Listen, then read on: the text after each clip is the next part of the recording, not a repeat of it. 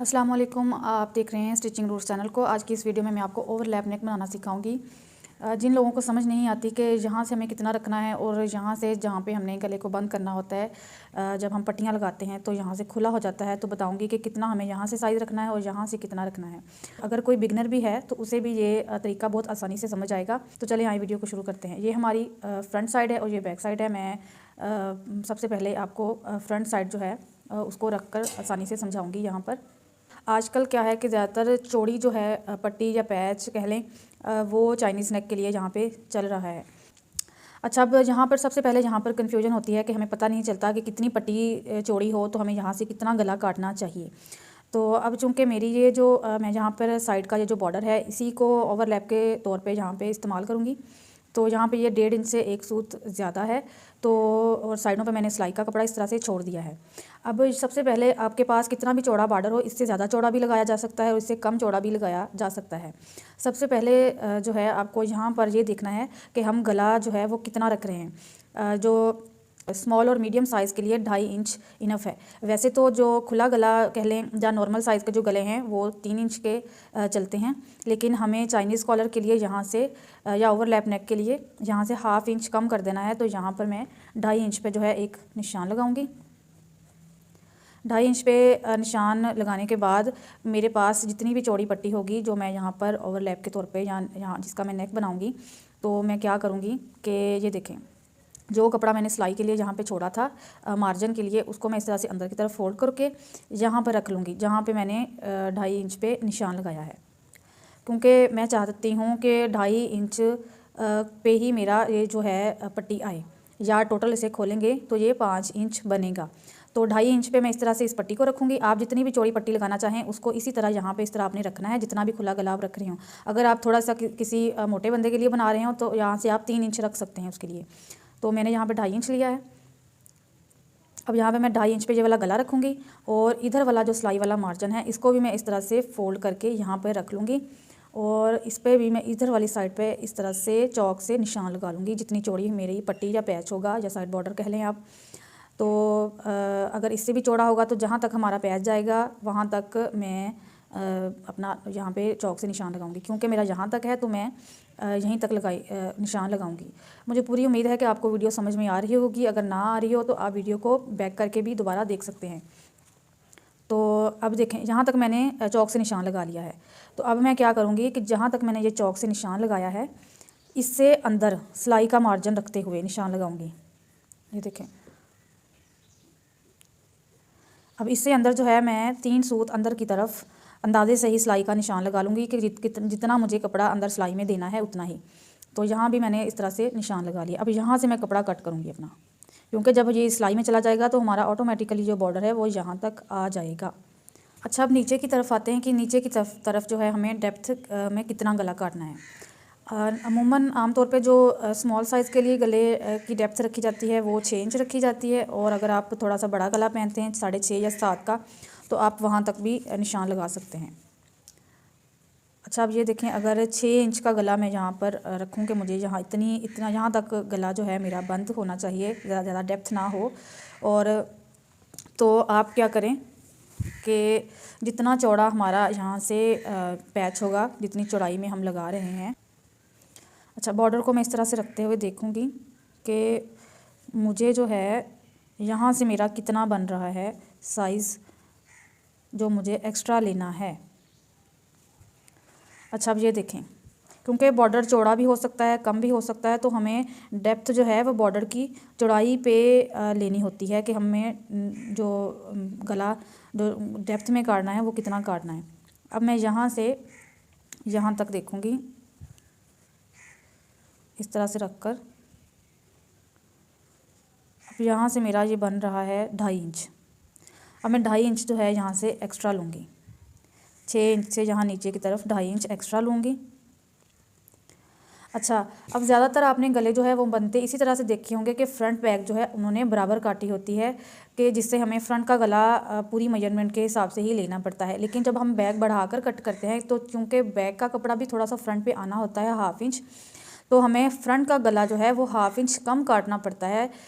तो यहाँ पर क्योंकि अब मुझे इससे भी 2.5 इंच एक्स्ट्रा से भी मुझे हाफ़ इंच मज़ीद और लेना है, कि जो कि हमारा सिलाई में जाएगा नीचे।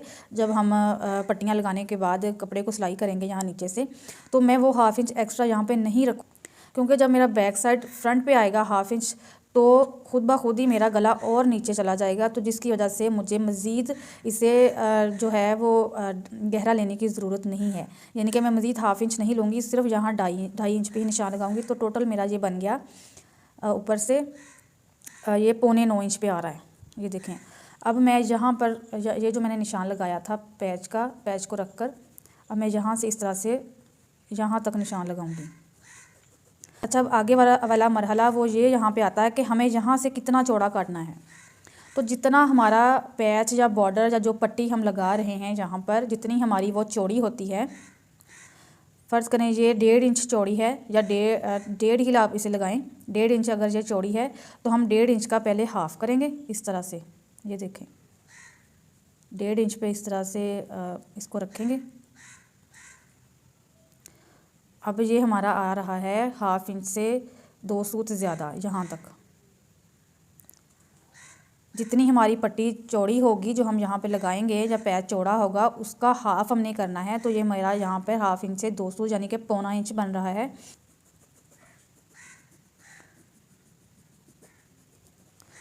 अब इसी निशान के ऊपर मैं कटिंग कर दूँगी गला।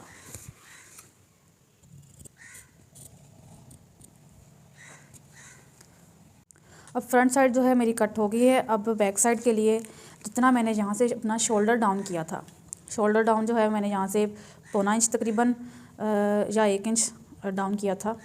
यहाँ पर पहले मैं 1 इंच पे निशान लगाऊंगी, उसके बाद मैं 3 सूत पे मज़ीद यहाँ पर डेप्थ दूंगी, और जितना फ्रंट का गला मैंने चौड़ा यहाँ से काटा है उतना ही बैक से तकरीबन 4 इंच तक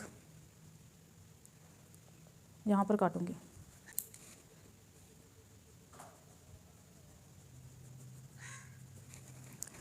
और इसे इस तरह से शेप दूंगी यहाँ तक। अब इसको भी यहाँ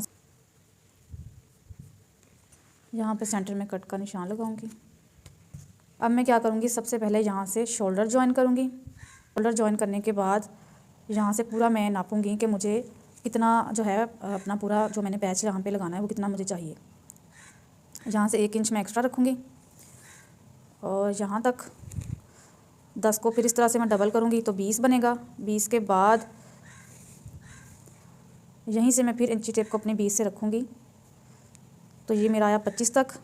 25 में फिर मैं 5 और ऐड करूँगी, या 20 को मैं इसी तरह से पकड़ कर 25 का इस तरह सेंटर करूँगी और 20 को यहाँ पर रखूँगी। ये हमारा 31 तक बना है, 30 तक बना है। अब मैं थोड़ा सा और एक्स्ट्रा ले लूँगी ताकि लगाते वक्त किसी किस्म की मुझे पैच में कमी का सामना ना करना पड़े। तो मैं यहाँ पर तकरीबन 33 इंच तक जो है अपना टोटल जो मेरा यहाँ पर बॉर्डर लगेगा उसे मैं काट लूँगी। यहाँ पर जो मैंने 33 इंच लंबा जो है इस तरह से पैच काट लिया है। क्योंकि मेरे पास पैच ज़्यादा है तो मैं इसी को डबल करते हुए सिलाई लगा लूँगी।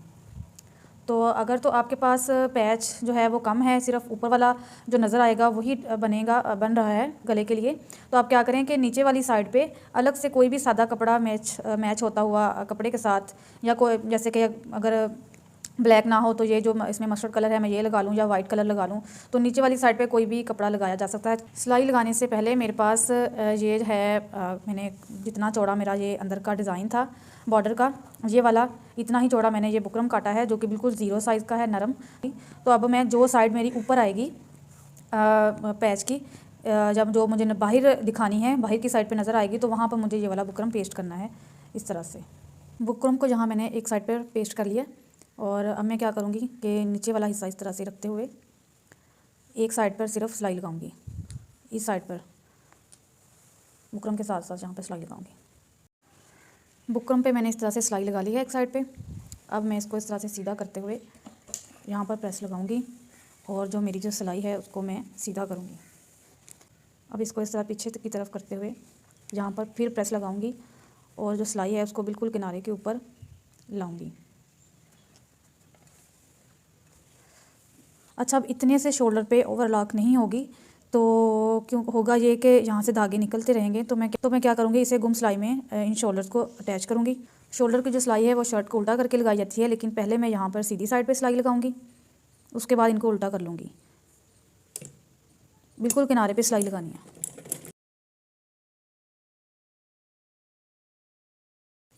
अब मैं इनको उल्टा करके तो यहाँ पर पैर की सिलाई लगाऊंगी।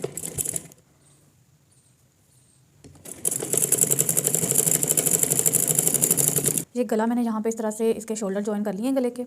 अब ये देखें हाफ साइड जो है वो बैक साइड से शर्ट की आगे आ रही है। यहाँ पर मैंने एक छोटा सा बुकरम का पीस लगाया है गले के यहाँ से एंड पे, ताकि जब मैं यहाँ से इस तरह से काटूँ, यहाँ पे अपनी सिलाइयाँ लगाऊँ, तो मेरा मज़ीद गला यहाँ से खुला ना हो जाए।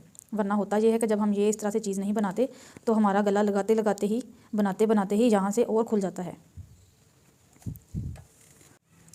अब ये जो है मेरे गले का सेंटर है। अब 1/2 इंच मैं नीचे तक इस तरह से निशान लगाऊंगी।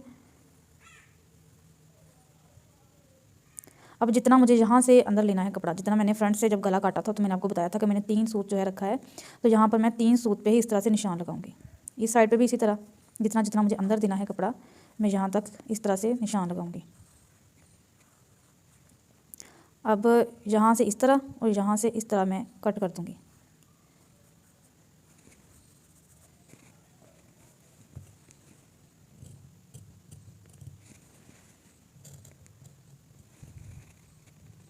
बैक साइड से डीप हम उसी सूरत में काटेंगे कि जबकि हम यहाँ पर बहुत ज़्यादा चौड़ी जो है अपना पट्टी लगा रहे हों या पैच या साइड बॉर्डर लगा रहे हैं। तो ये मैंने अपना जो यहाँ पे पट्टी लगानी है उसको मैंने रेडी कर लिया है। तरीका तो ये है कि यहाँ पर इसी तरह से रखते हुए 1 इंच आगे की तरफ छोड़ेंगे और यहाँ पर सिलाई लगाना स्टार्ट कर देंगे। और इसको जब इस तरह बाहर की तरफ फोल्ड करेंगे तो यहाँ पे या तो ओवरलॉक हो जाएगी या फिर अलग से कपड़ा लगा के अंदर की तरफ फोल्ड करके पाई कर देंगे कि जिसकी वजह से हमारे यहाँ से एक्स्ट्रा धागे नहीं निकलेंगे। ये जो बुकरम वाला हिस्सा है ये हमारा ऊपर आएगा और बगैर बुकरम के जो है हमारा नीचे वाला हिस्सा वो नीचे आएगा।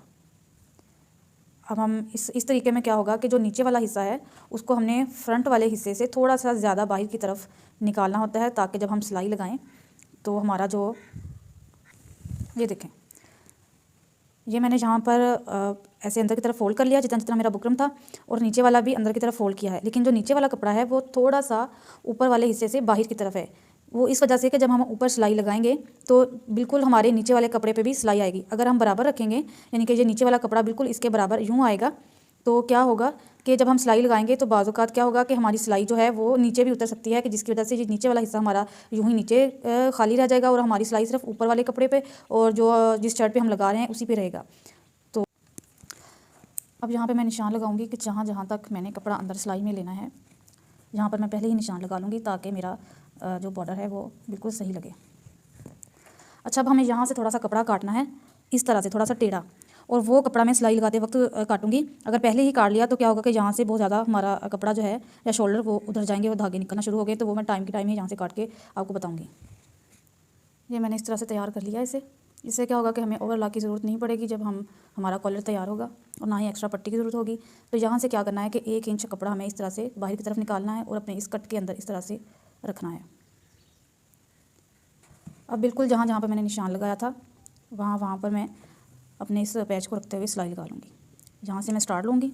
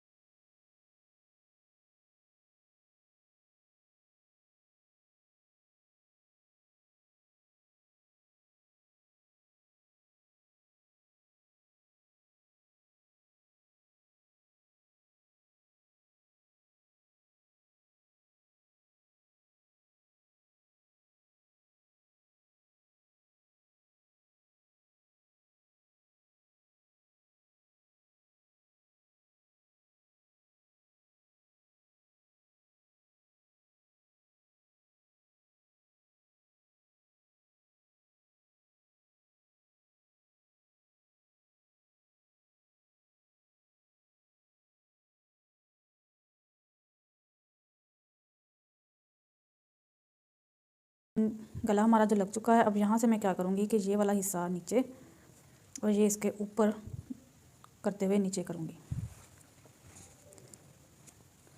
ये इस तरह से, और ये वाला जो कपड़ा है ये इसे भी इस तरह से अंदर की तरफ फोल्ड करूँगी। अच्छे से सेट करूँगी दोनों को और यहाँ पर प्रेस लगाऊँगी।